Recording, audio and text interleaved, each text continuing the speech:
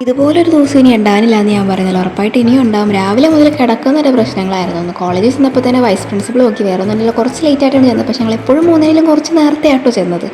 അങ്ങനെ സാറ് അവസാനം ഞങ്ങളുടെ എത്തൊക്കെ ഇട്ട് പോയാൽ മതി എന്ന് പറഞ്ഞു. പിന്നെ സാറിന് നല്ല മനസ്സുകൊണ്ട് ഞങ്ങളെ വിട്ട് ഞങ്ങൾക്ക് മൂന്നാമത്തെ ലാസ്റ്റ് ചാൻസും തന്നു.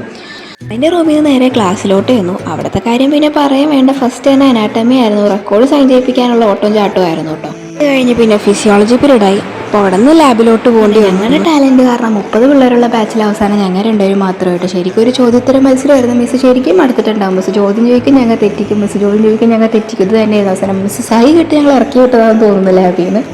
അങ്ങനെ പിന്നെ ലിഫ്റ്റിൽ കയറി. സാധാരണ ഇതിൻ്റെ അകത്ത് ഞാൻ അങ്ങനെ കയറാറില്ല, ഒരു ഫ്ലോറൊക്കെ ഉള്ളെങ്കിൽ നിങ്ങളെയും വലിച്ചിട്ട് സ്റ്റെപ്പ് കയറാറാണ് പതിവ്.